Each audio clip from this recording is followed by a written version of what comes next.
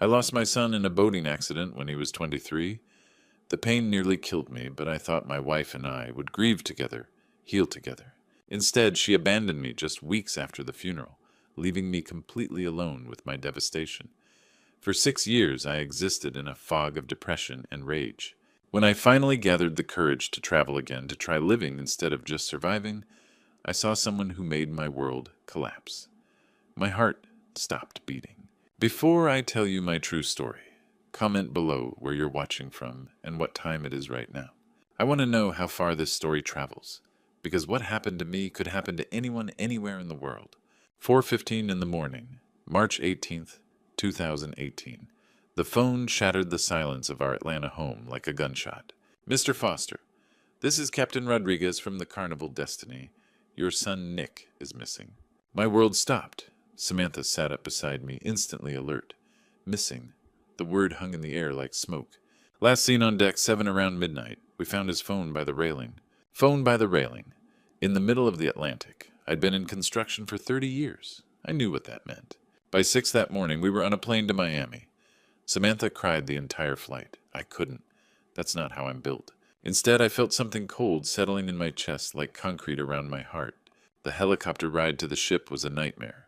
Blue waters stretching endlessly. How do you find one person in all that vastness? Captain Rodriguez met us at the helipad. Kind eyes, bad news written on his face. He led us to deck 7, showed us Nick's cracked phone. Last photo was 11:30, a selfie. He looked happy. Happy. My son had been happy an hour before he vanished. Security footage showed Nick walking alone at 11:45, hands in his pockets, looking like any young man on vacation. Then nothing. The cameras had blind spots on deck 7, they explained. We've had dive teams since dawn, Rodriguez said. Coast Guard helicopters search boats. But I could see it in his eyes. After 6 hours in the Atlantic, you don't find someone, you recover them. Samantha collapsed against my chest. I held her, staring at that endless blue water, feeling something die inside me. By noon, they called off the search. The flight back to Atlanta lasted forever. Samantha cried herself to sleep. I stared out the window, watching America pass beneath us, trying to figure out how to bury a child with no body to bury. The funeral home understood. They'd handled cases like this before. Accidents at sea, missing persons' families, needing closure without remains.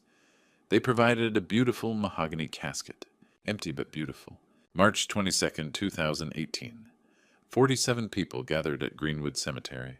I stood in my best suit, the one I'd worn to Nick's college graduation, staring at polished wood that held nothing but memories. I didn't cry at the funeral. Samantha did enough crying for both of us.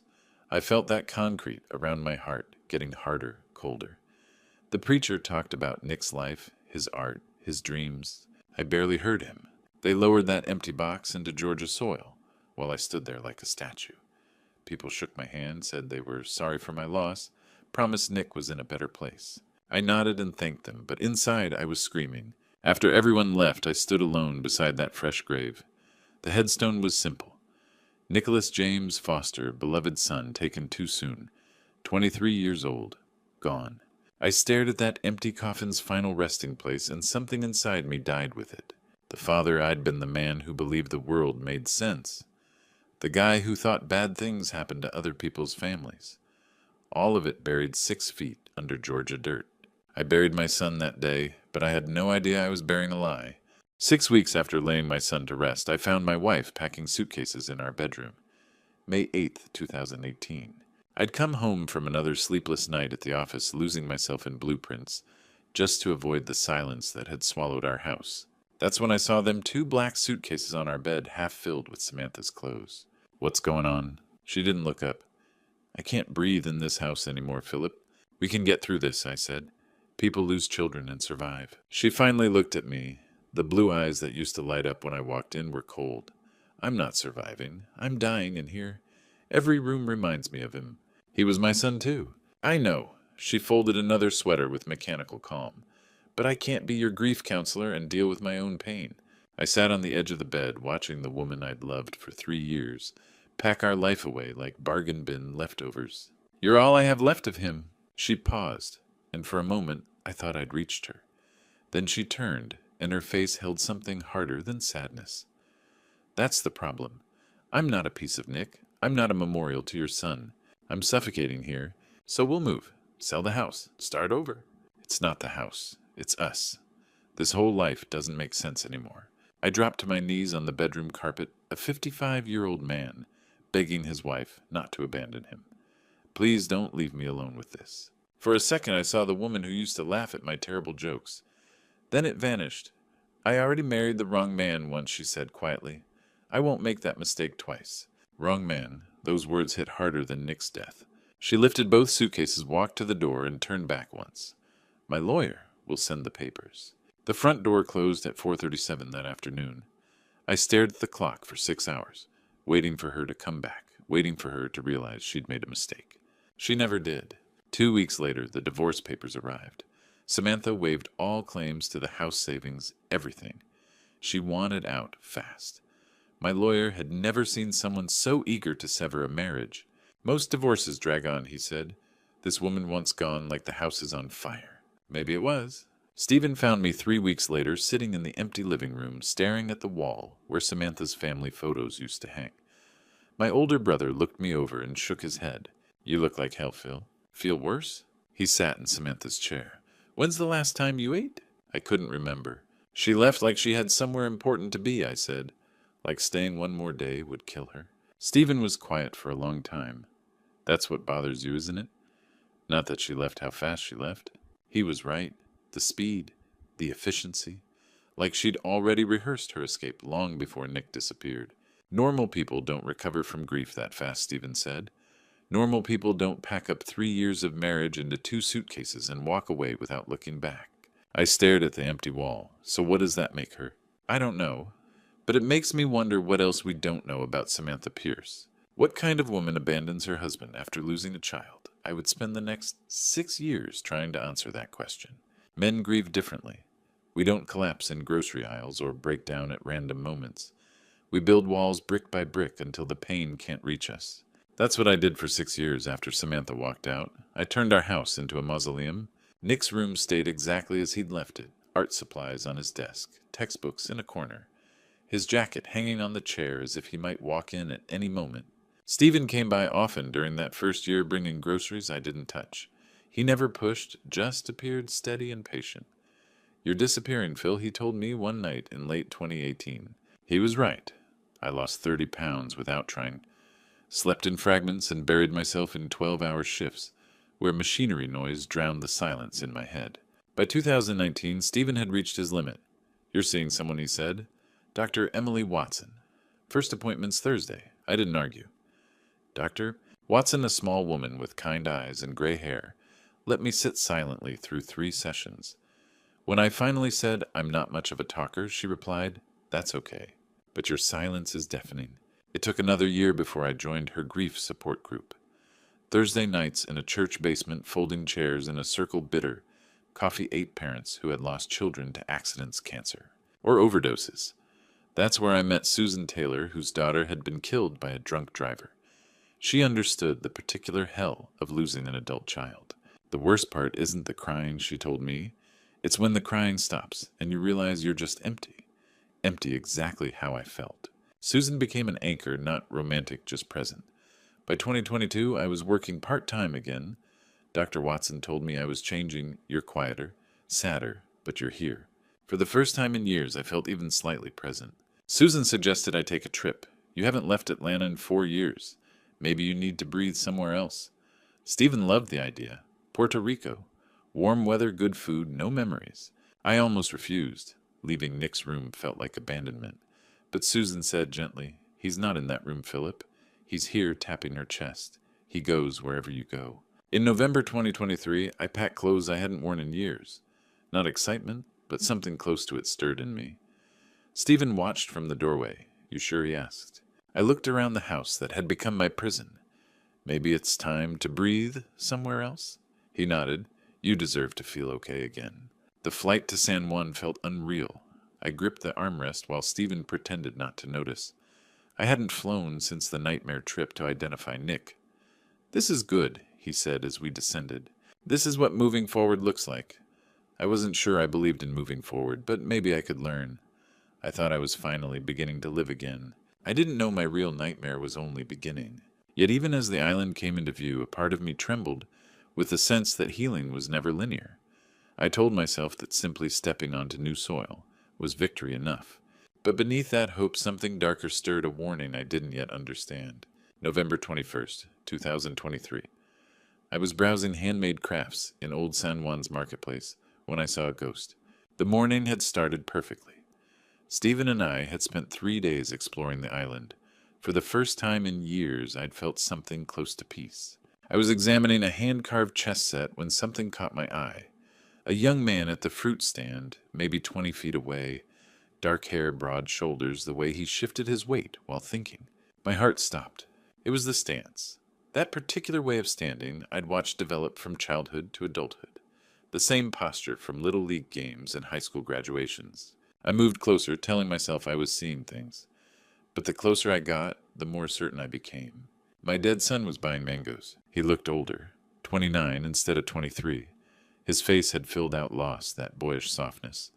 But it was Nick, the birthmark behind his left ear, the scar on his chin from falling off his bike at age 7. That's when I noticed the woman beside him.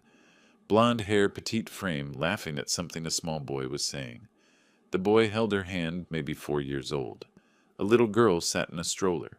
The woman turned slightly and my world tilted. Samantha, still beautiful, still confident, standing next to my supposedly dead son like any other family doing weekend shopping.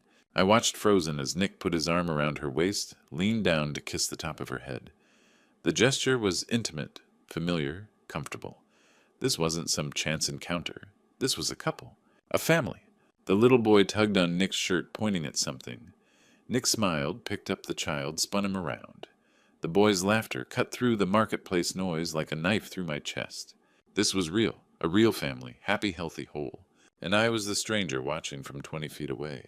I couldn't move, couldn't breathe, couldn't process what I was seeing.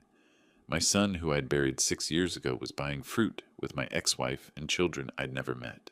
They finished shopping, loaded bags into a stroller, and started walking toward the parking area. I followed at a distance, staying behind other shoppers, my heart hammering against my ribs. I watched them load groceries into an old pickup truck, watched Nick buckle the children into car seats with the practiced efficiency of an experienced father. Watched Samantha climb into the passenger seat like she belonged there. When the truck pulled out, I flagged down a taxi. "Follow that truck," I told the driver. "Don't lose it." The driver looked at me like I was crazy, but the $50 I threw at him changed his mind. We drove for 20 minutes into the hills outside San Juan. Small towns, modest neighborhoods, winding roads that led away from the tourist areas. The truck finally parked outside a small yellow house at the end of a dirt road.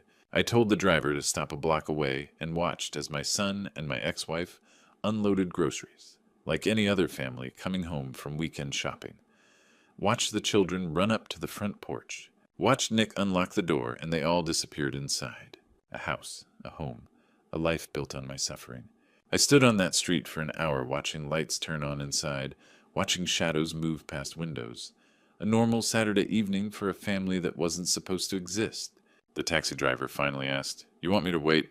I stared at that yellow house, at the life I'd never known about. "No," I said, "I'm good." But I wasn't good. I was the furthest thing from good. That night I didn't sleep. I just stared at the ceiling and planned what I would say to the son I'd buried 6 years ago. November 27th, 2023. I'd been watching that yellow house since dawn. At 7:30, Samantha emerged dressed for work. She kissed Nick goodbye on the porch, ruffled the little boy's hair, and drove away. Now it was just Nick and the children. At 8:15, I crossed the street and knocked on that yellow door 3 times. Steady. Firm. Nick opened it, coffee mug in hand. For a heartbeat, we stared at each other. 6 years collapsed into nothing.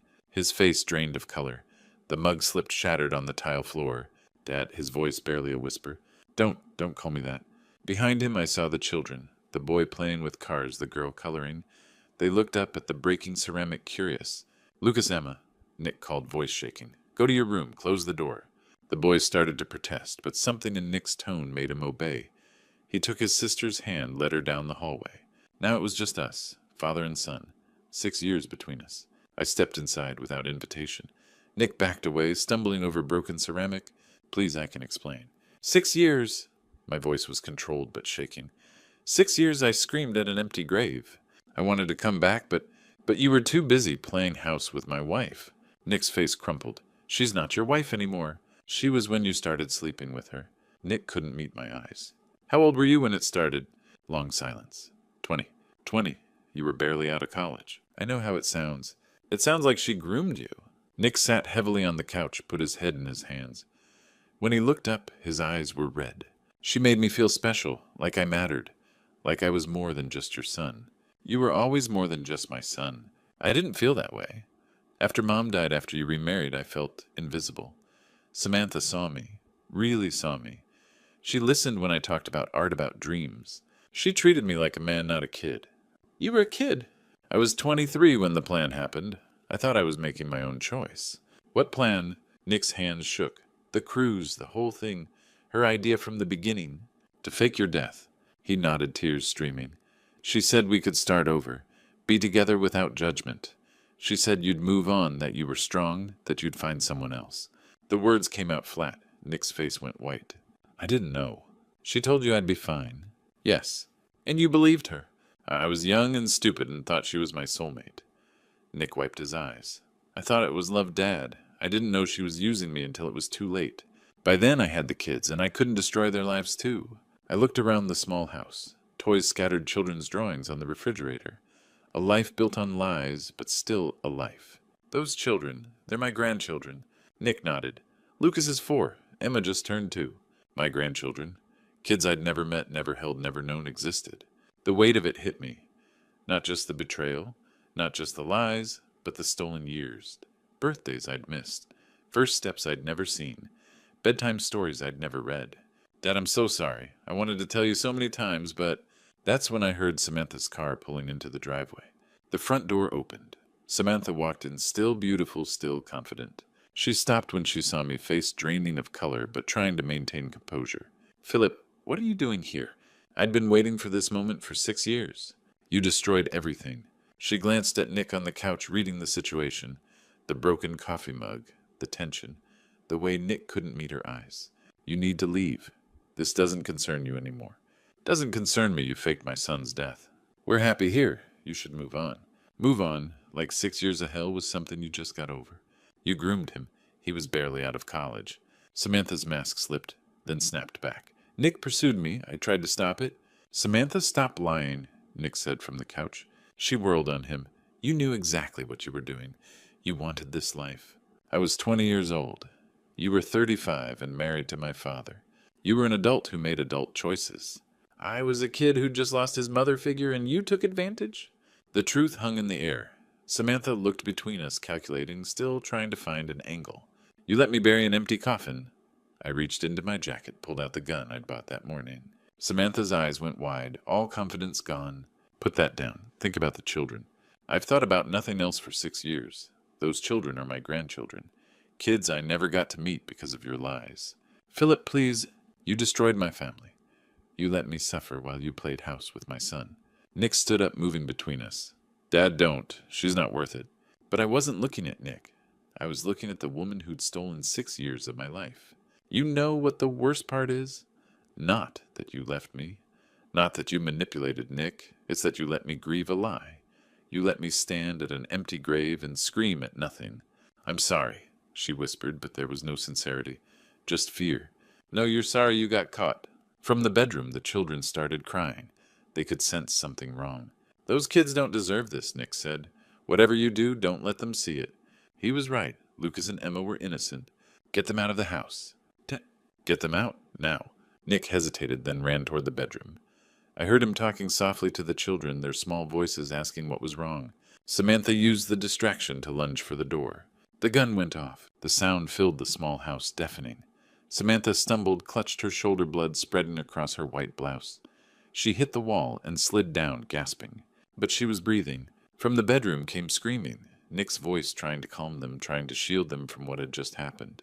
I stood there, gun smoking in my hand, looking down at the woman who'd destroyed my life.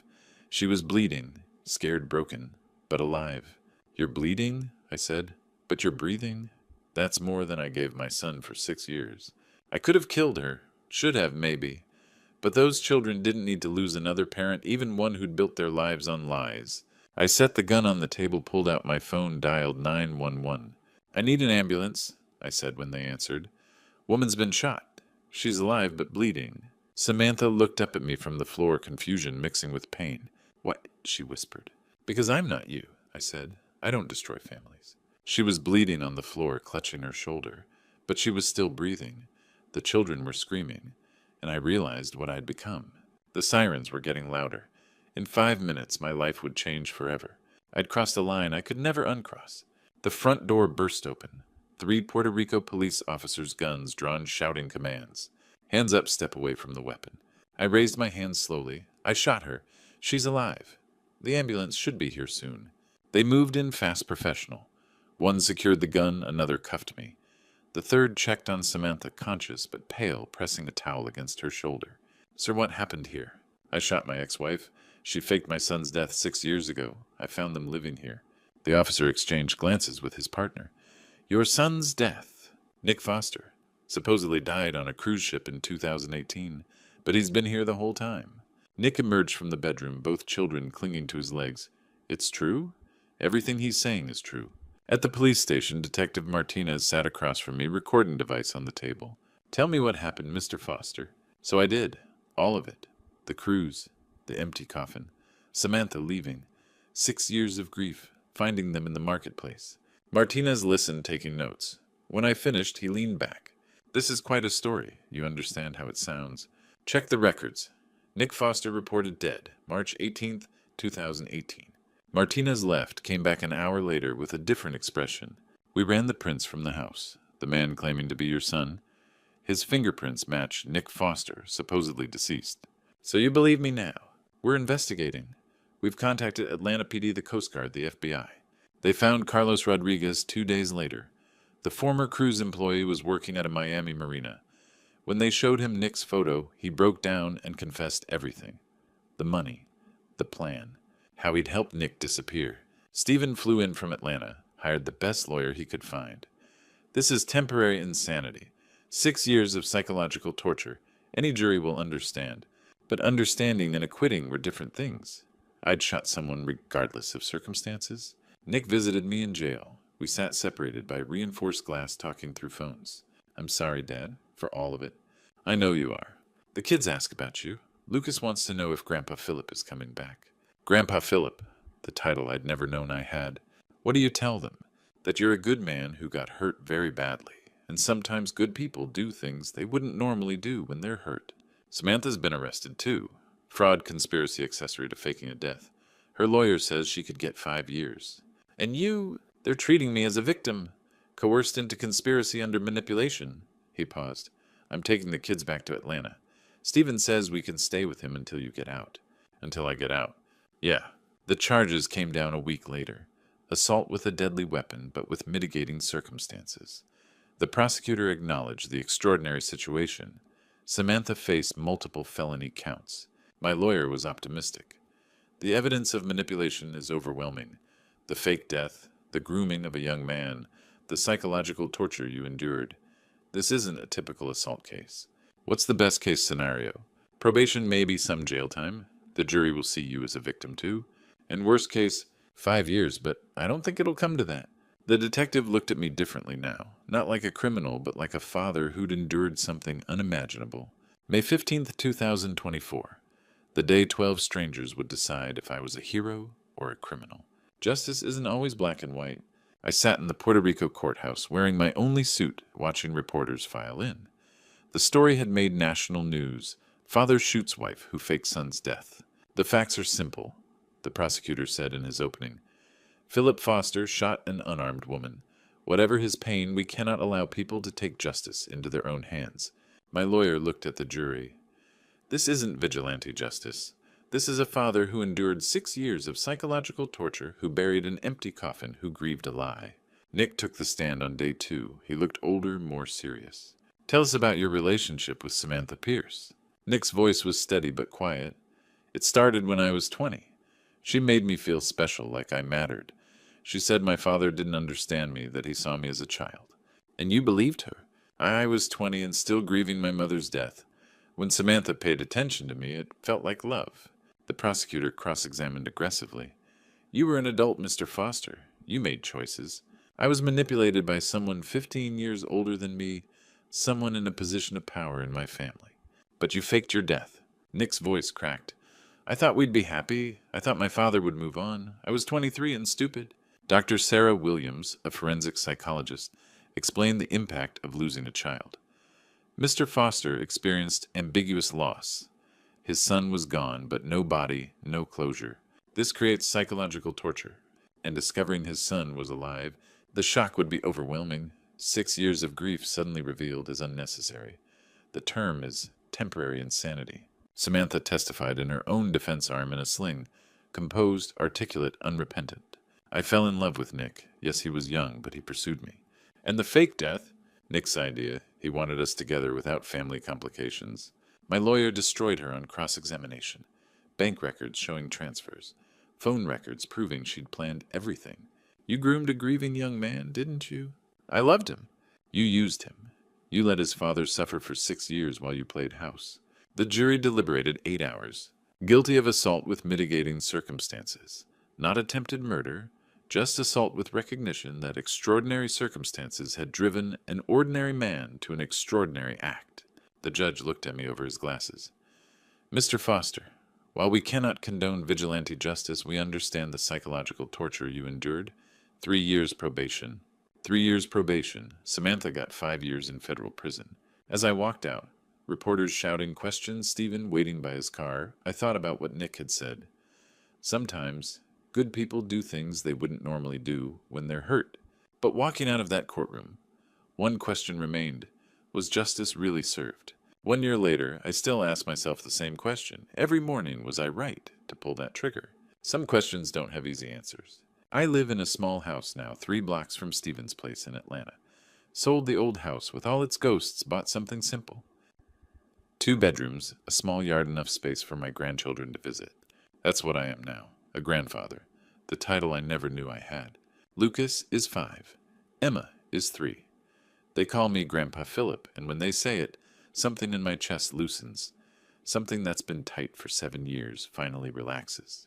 Grandpa, will you push me on the swing? Lucas asked last Saturday at the park. That's all I ever wanted to be, I told Stephen later. Just Grandpa. Nick moved back to Atlanta 6 months ago. Found a job at an art supply store, enrolled the kids in a good school, started family therapy. We meet every Sunday at Stephen's house for dinner. Awkward at first, but getting easier. I'm proud of the man you've become, I told him last month. Despite everything. I'm sorry it took me so long to come home, he said. You were a kid who got manipulated by someone who should have protected you. That's not your fault. We're building trust slowly. He tells me about the kids' school, their friends, their dreams. I tell him about my job at the hardware store, my volunteer work at the Veterans Center. Normal grandfather-son conversations, the kind I thought I'd never have. Emma draws me pictures, stick figures of our family, Daddy Nick, Grandpa Philip, Uncle Stephen, and 2 little kids holding hands. She doesn't draw Samantha. Doesn't ask about her either. She doesn't remember much, Nick explains. Lucas asks sometimes, but less and less. Samantha is in federal prison in North Carolina, 2 years into her 5-year sentence. She's written me letters. I don't read them. Nick says she's asked to see the children. He's refused. I don't hate her anymore, I told Dr. Watson during one of our monthly sessions. I pity her. That's growth, Philip. She destroyed so many lives, mine, Nick's, even her own. And for what? Some fantasy about starting over. Some people are just broken beyond repair. Maybe, or maybe she's exactly what she always was, someone who takes what she wants without caring who gets hurt. I work part-time now. Enough to pay bills, not enough to avoid living. Stephen says I'm different. Quieter but present. More solid somehow. You went through hell and came out the other side, he told me. That changes a person. It does. I'm not the same man who got that phone call 7 years ago. I'm not the man who stood at an empty grave. I'm not even the man who pulled that trigger. I'm someone who learned that family isn't perfect, but it's worth fighting for. Someone who discovered that the hardest person to forgive is often yourself. Someone who knows that sometimes good people do terrible things when they're pushed beyond their limits. Would I do it again? Pull that trigger. Shoot the woman who destroyed my family. To protect Nick and those children.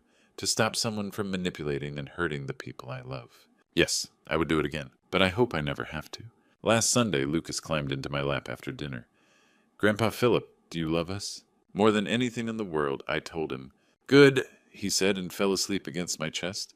That's what comes after: love, family, second chances. That's enough. Looking back at my true story, I realized God had been testing me in ways I never imagined. 7 years ago, I thought I'd lost everything. Today, I understand that sometimes we have to walk through hell to find heaven on the other side. Don't be like me. Don't let anger consume 6 years of your life. Don't wait for tragedy to teach you what really matters. These grandpa stories I share with Lucas and Emma always end the same way: family is everything, but revenge is nothing. When I tell my true story to other fathers, I always say this: if someone betrays your trust, don't take justice into your own hands. God sees everything, and He has His own way of making things right. I pulled that trigger because I forgot that vengeance belongs to the Lord, not to broken men like me. The lesson from my true story: love your children while you can. Hug them tight. Don't assume tomorrow is guaranteed. These grandpa stories I tell now are filled with hope, not hatred. Because God gave me a second chance I didn't deserve. If you're facing betrayal, if someone has destroyed your family, remember God's justice is perfect, even when ours isn't. Trust Him, not your anger. My story isn't just another true story about revenge. It's about redemption, about how God can heal even the deepest wounds if we let Him.